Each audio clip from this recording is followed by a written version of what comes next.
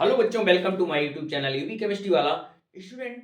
आज हम बहुत ही खुश हैं क्योंकि आज हमारे बच्चों की एग्जाम स्टार्ट होने जा रही है और मैं इशू से कल कल यानी कि रिक्वेस्ट कर रहा हूँ, गुहार लगा रहा हूँ कि आज हमारे बच्चों का बहुत ही सुंदर यानी कि पेपर गुजरे, बहुत अच्छा पेपर जाए। और इसीलिए बच्चों आज हम केमिस्ट्री का टॉपिक लेके आए हैं आप लोगों के लिए। ग्लूकोज यानी कि ग्लूकोज से जो भी क्वेश्चन उठते हैं तो बच्चों आज हम सॉल्व कराएंगे आप लोगों को बहुत ही यानी कि बेहतरीन ढंग से।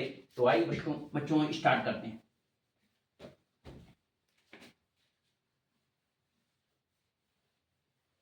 तो बच्चों सभी लोग जानते हैं ग्लूकोज का सूत्र क्या होता है, यानी कि ग्लूकोज का हम मेन रूप से संरचना सूत्र लिखते हैं। सभी बच्चों को मालूम होगा ग्लूकोज का अणुसूत्र होता है C6H12O6 होता है। C6H12O6 अणुसूत्र क्या होता है? CHO सिंगल बॉन्ड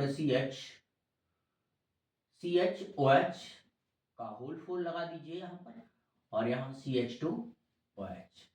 तो ग्लूकोज में बच्चों क्वेश्चन क्या उठते हैं? ग्लूकोज से कैसे प्राप्त करोगे, ग्लूकोज से ग्लूकोनिक अम्ल कैसे प्राप्त करोगे, ग्लूकोज से सैकेरिक अम्ल कैसे प्राप्त करोगे, ग्लूकोज यानी कि कैसे सिद्ध करोगे कि ग्लूकोज एक अपचायक गुण प्रदर्शित करता है। आप कैसे सिद्ध करेंगे कि ग्लूकोज में 5 OH समूह होते हैं, कैसे सिद्ध करेंगे ग्लूकोज में CHO समूह उपस्थित होता है, कैसे सिद्ध करेंगे ग्लूकोज में कार्बोनिल समूह उपस्थित होता है, कैसे सिद्ध करेंगे ग्लूकोज में 6 कार्बन की लंबी श्रृंखला विब्रत श्रृंखला पाई जाती है। तो इन्हीं क्वेश्चनों को हम आज सॉल्व करेंगे बच्चों। तो आइए स्टार्ट करते हैं। तो सबसे पहले हम स्टार्ट करते हैं, ग्लूकोज में CHO समूह उपस्थित होता है। ग्लूकोज में CHO समूह उपस्थित होता है, CHO समूह CHO। तो CHO समूह उपस्थित होने के लिए किससे अभिक्रिया करा दें बच्चों? टॉलेन अभिकर्मक से अभिक्रिया करा दें। और ग्लूकोज एक अपचायक गुण प्रदर्शित करता है, तब भी यानी कि आपको क्या करना है, टॉलेन अभिकर्मक या फीलिंग बैलेंस से अभिक्रिया करानी है। तो ये अभिक्रिया करके क्या करता है बच्चों? ग्लूकोनिक अम्ल बनाता है या ब्रोमीन जल के साथ अभिक्रिया करा दे इसकी। किसके साथ? ब्रोमीन जल के साथ। देखिए बच्चों, CHO single bond CH2OH sorry CHOH का whole four single bond CH2OH plus क्या होगा? ऑक्सीडेशन होगा। कहां से आएगा? ब्रोमीन जल से आएगा, Br2 प्लस H2O से आएगा। तो ये बना देगा ग्लूकोनिक अम्ल, यानी कि C double O single bond CHOH C इसका होल फोर CH2OH। ये बन गया बच्चों ग्लूकोनिक अम्ल। क्या बन गया? ग्लूकोनिक अम्ल, ग्लूकोनिक अम्ल। तो ग्लूकोनिक अम्ल बन गया और इसी की हम टॉलेन अभिकर्मक के साथ अभिक्रिया करा दें।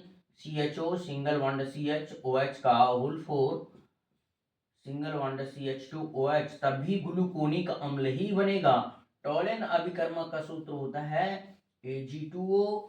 तो अपचायक गुण कैसे प्रदर्शित कर रहा है? जिसका ऑक्सीकरण होता है। तो बच्चों इसमें ऑक्सीजन जुड़ेगा ग्लूकोज में, तो जिसका ऑक्सीकरण होता है वही क्या होता है? अपचायक गुण प्रदर्शित करता है, वही अपचायक होता है।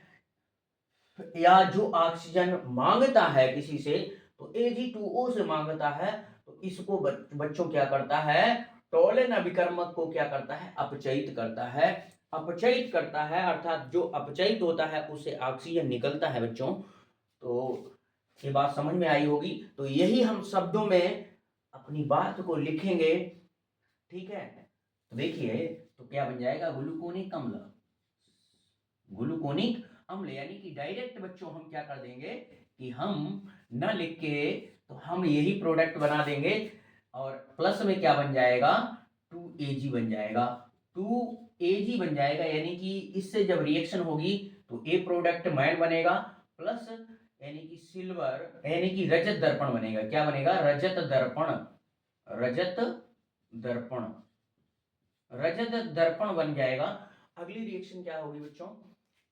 यानी कि हम अगर अब फेलिंग विलेन के साथ करा दें, ए है टॉलेन अभिकर्मक, टॉलेन अभिकर्मक, टॉलेन अभिकर्मक है, टॉलेन अभिकर्मक है। अगर हम फेलिंग विलेन के साथ करा दें तो CHO सिंगल बॉन्ड CHOH का होल 4 सिंगल बॉन्ड CH2OH। ठीक है बच्चों, CHO single bond CHOH single bond CH2OH। क्या आपको ग्लूकोज की संरचना सूत्र लिखनी आ गई होगी? ठीक है बच्चों, इसी को ग्लूकोज की फिशर संरचना भी कहते हैं। तो फिशर संरचना से आ जाए तो घबराना नहीं है, यही लिखना है बच्चों। तो फीलिंग विलेन यानी कि CuO, इसको 2 गुना लेंगे और ये क्या कर देगा, क्यूप्रस ऑक्साइड का लाल अवक्षेप देगा और ग्लूकोनिक अम्ल बनाएगा, यानी कि COOH सिंगल बॉन्ड CHOH का whole 4 single bond CH2OH plus cuprous oxide का लाल अवक्षेप देगा, red PPT of cuprous oxide, red PPT देगा, रेड पीपीटी देगा। ठीक है, अब दूसरा इसी में क्वेश्चन क्या होगा कि सिद्ध कीजिए ग्लूकोज में कार्बोनिल समूह होता है, ग्लूकोज में कार्बोनिल समूह होता है। तो इसको साफ कर लें बच्चों थोड़ा अच्छे ढंग से।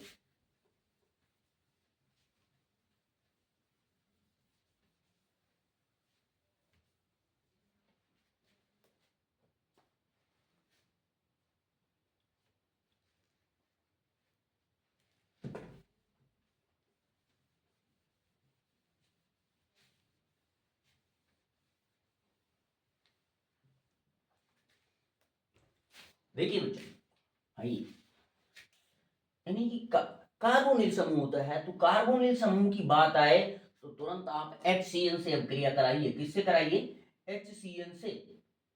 तो देखिए यह ग्लूकोज से ग्लूकोज साइनोहाइड्रिन पूछे तब भी HCN से।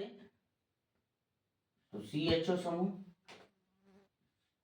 सिंगल बॉन्ड CHOH का होल 4 फिर सिंगल बॉन्ड CH2OH।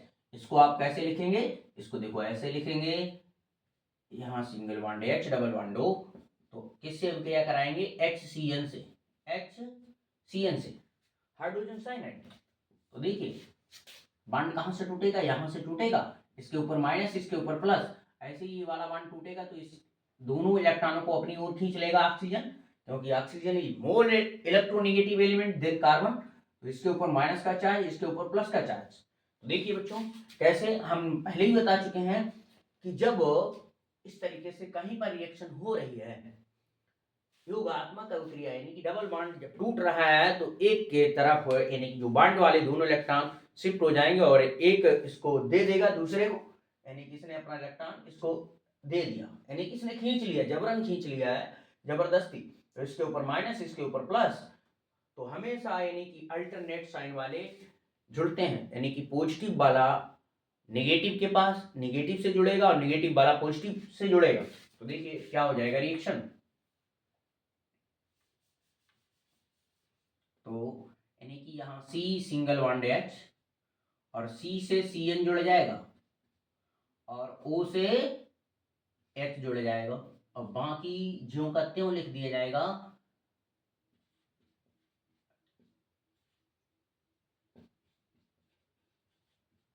तो इसका नाम हो गया बच्चों glucose cyanohydrin, glucose cyanohydrin, glucose cyanohydrin इसका नाम हो गया। तो अगली रिएक्शन क्या है बच्चों कि ग्लूकोज की हम किससे अभिक्रिया कराएं कि पुष्टि हो जाए कि ग्लूकोज में 5 OH समूह होते हैं। तो क्वेश्चन आ सकता है कि सिद्ध कीजिए ग्लूकोज में 5 OH समूह होते हैं। तो क्या करेंगे? PCl5 से अभिक्रिया कराएंगे बच्चों। तो अगली रिएक्शन देखिए, ये ग्लूकोज का हम संरचना सूत्र लिख लिया हमने।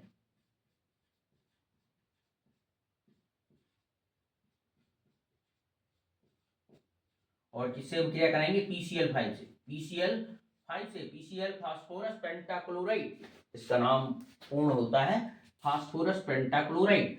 तो इसको हम 5 गुना लेंगे और PCl5 से जब इसमें OH समूह की बात ही हो रही है तो इसका मतलब अल्कोहल, आपको तुरंत ध्यान आना चाहिए कि मैंने अल्कोहल में PCl5 से अब क्रिया कराई थी तो बॉन्ड कार्बन और OH के बीच जो बॉन्ड होता है वो टूटता है इस तरीके से।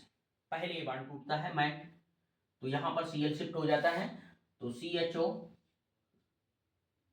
और CH Cl single bond CH2 Cl इसका होल 4 प्लस फिर ये बॉन्ड टूट जाएगा, तो यहां से 5 Cl निकल जाएंगे, 5 HCl निकल जाएंगे, HCl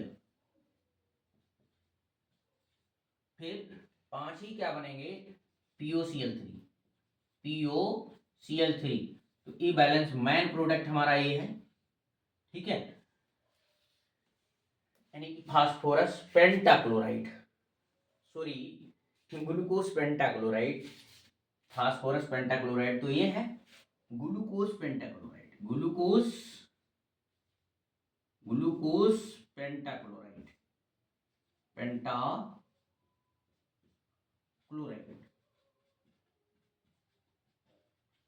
ग्लूकोज पेंटाक्लोराइड हो गया।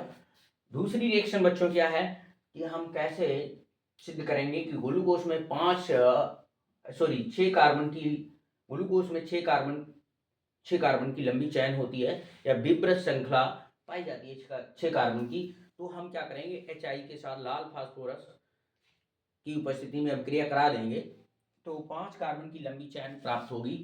तो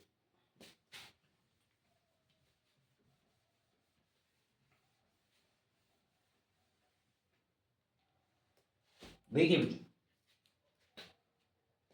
क्या होगा, यानी कि CHO सिंगल बॉन्ड CHOH का whole 4 single bond CH2OH, HI के साथ अब क्रिया कराएंगे किसकी उपस्थिति में, लाल फास्फोरस रेड पी लाल फास्फोरस की उपस्थिति में अब क्रिया कराएंगे तो क्या होगा बच्चों, यहां से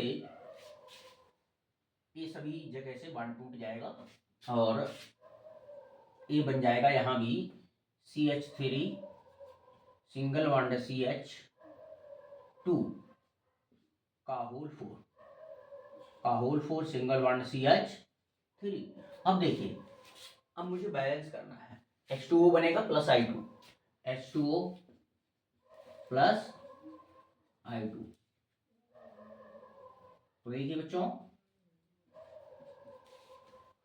अब इसे बैलेंस कर लेना है, बैलेंस करने के लिए क्या करना पड़ेगा, अब देखना यहां से ऑक्सीजन कितने निकल रहे हैं, तो यानी कि 1 2 3 यानी कि 4 ये निकल रहे हैं, 4 2 6 ऑक्सीजन निकल रहे हैं, कितने निकल रहे हैं 6 ऑक्सीजन निकल रहे हैं, तो 6 ऑक्सीजन निकल रहे हैं तो 6H2O, तो यहां से हाइड्रोजन कितने हो गए, 6 दूनी 12 हाइड्रोजन हो गए, कितने हो गए 12 हाइड्रोजन, और क्या कितने हाइड्रोजन इसमें शिफ्ट हो गए, तो देखिए जब यहां से 12 निकल रहा है तो 4 तो यही निकल रहा है, 4 ये निकल रहा है, 4 ये यानी कि और 1 ये 5, तो कितने बचे बच्चों 7, 12 से 5 घटा दीजिए तो 7 हमें क्या करना पड़ा, इसे जल के अणु में और जोड़ना पड़ा, 5 तो यहां से निकल रहा है और 7 इससे आ रहे हैं तो 7 ये जोड़ना पड़ा, प्लस अब देखिए यहां पर और हाइड्रोजन कितने जोड़ने पड़े मुझे,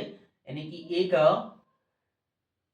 या ऐसे एक यानी कि 4 यहां जोड़ने पड़े, 4 ये और 4 और 2 यहां, 4 2 6 और यहां कितना 6 7, तो 7 7 यानी कि 7 दूनी 14, 14 HI ले लीजिए तो 7I2 बन गया, तो बैलेंस हो गई रिएक्शन बच्चों। तो यहां से ये देखो हमें क्या मिलेगा, क्या मिला है बच्चों क्या मिला है मुझे, यानी कि 6 कार्बन की लंबी चेन मिल गई है, यानी कि हेक्सेन मिल गया, इसका नाम हो गया हेक्सेन, हेक्सेन प्राप्त हुआ।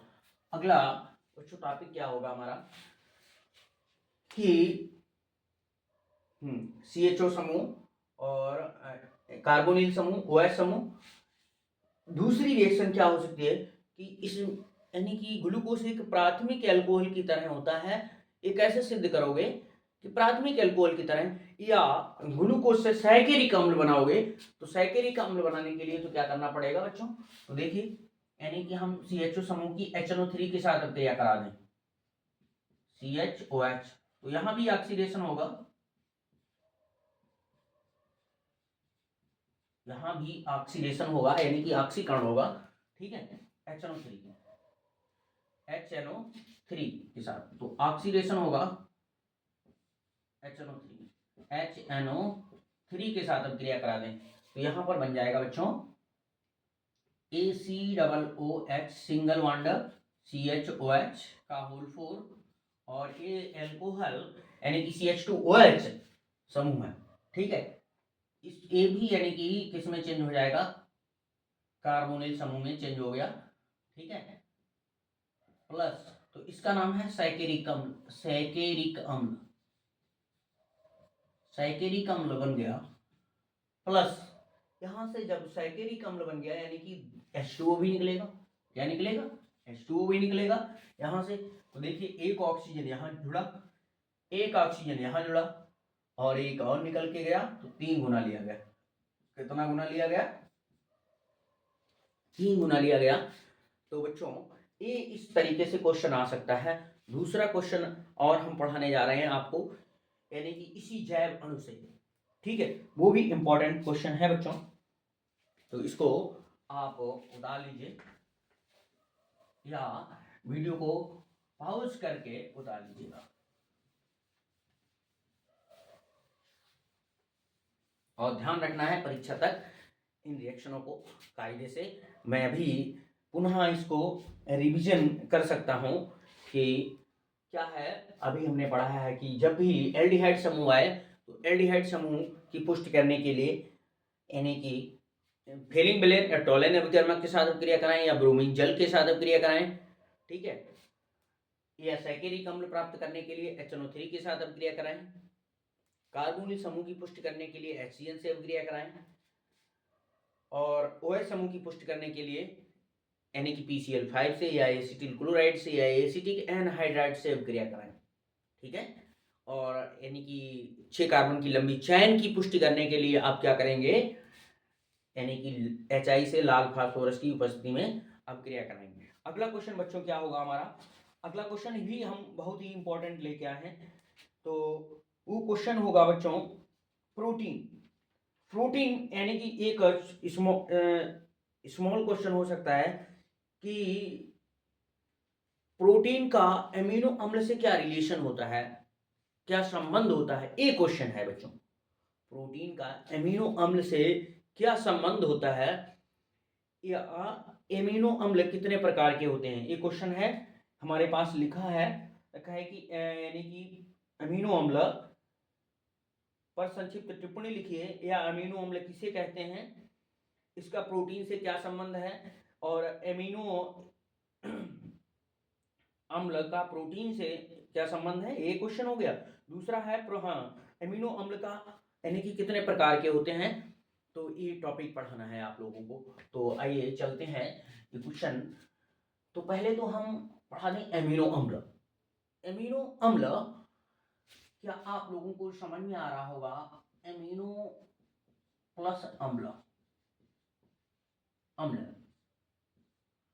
तो एमिनो अम्ल का मतलब क्या है कि ऐसा कार्बनिक यौगिक, ऐसा कार्बनिक यौगिक होगा जिसमें एमीन भी पाया जाएगा और कार्बोक्सिलिक अम्ल भी समूह होगा, ऐसा कार्बनिक यौगिक जिसमें एक एमिनो समूह होता है तथा एक कार्बोक्सिलिक समूह होता है, तो उसे हम कहेंगे एमिनो अम्ल, एमिनो अम्ल। तो कैसे बनेगा एमिनो अम्ल, यदि हम क्या करा दें कि देखिए एमिनो अम्ल example NH2 single bond, NH2 single bond CH2 और सिंगल बॉन्ड COOH, यह एक एमिनो अम्ल है, क्या है बच्चों, यह एक एमिनो अम्ल है ठीक है, ये क्या है, एक अमीनो अम्ल है।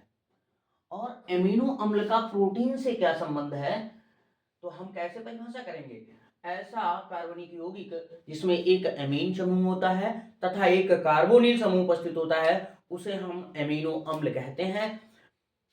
अमीनो अम्ल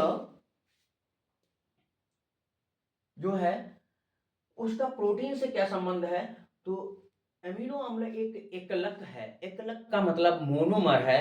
मोनोमर का मतलब है, एकलक का मतलब यानी कि एक अणु है अमीनो अम्ल।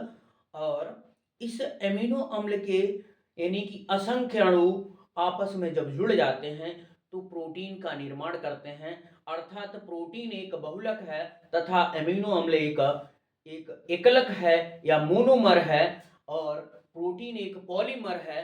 ठीक है, तो यानी कि अमीनो अम्ल के असंख्य अणु जब आपस में अभिक्रिया करते हैं तो प्रोटीन का निर्माण होता है, या प्रोटीन का जब हम यानी कि जल अपघटन करते हैं तो हमें अमीनो अम्ल मिलता है। तो ये बात हम लिखेंगे। ठीक है, प्रोटीन का क्या है करेंगे, जब हम जल अपघटन करेंगे प्रोटीन, तो हमारी बात अब सीखिए यानी कि समझिए। अब कोई लिखने का टाइम नहीं है। प्रोटीन का क्या करा देंगे, जल अपघटन, जल अपघटन, अपघटन, जल अपघटन करा देंगे तो क्या बन जाएगा, अमीनो अम्ल बन जाएगा।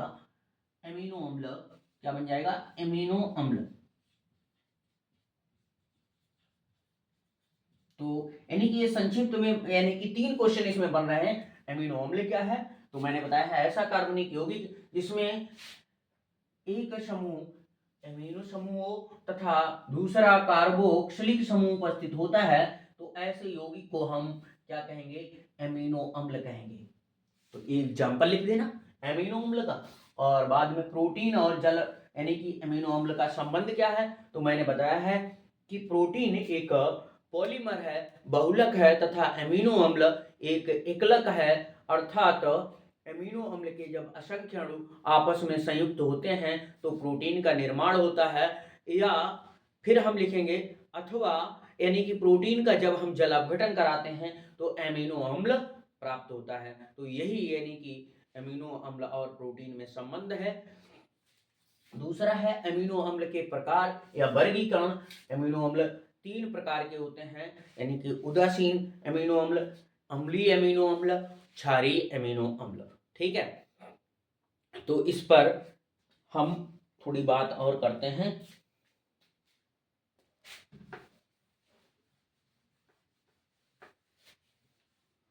तो पहले हम उदासीन अमीनो अम्ल, नंबर 1 उदासीन, उदासीन अमीनो अम्ल।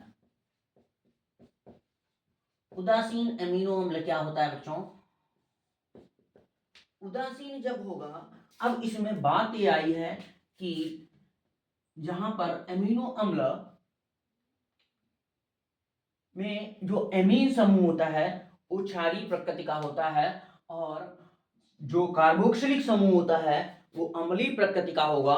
तो उदासीन कब होगा बच्चा, उदासीन होगा जब जब एमिनो अम्ल और यानी कि जब क्षारीय गुण और अम्लीय गुण दोनों आपस में बराबर हो जाएं तो वो क्या हो जाएगा, उदासीन प्रकृति का हो जाएगा।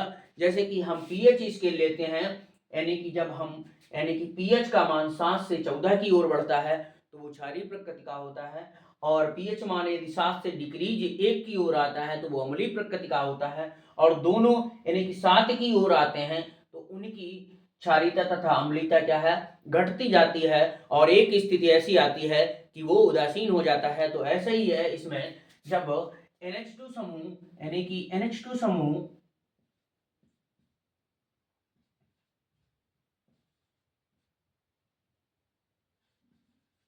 NH2 समूह और कार्बोक्सिलिक समूह यानी कि एमीन समूह और कार्बोक्सिलिक समूह की संख्या आपस में समान होती है, एक एक यानी कि समान होगी, तब यानी कि वह अम्ल उदासीन अमीनो अम्ल कहलाएगा। तो हम क्या लिखेंगे, ऐसा यानी कि अमीनो अम्ल जिसमें एमीन तथा कार्बोक्सिलिक समूह की संख्या समान होती है तो उसे हम उदासीन अम्ल कहेंगे।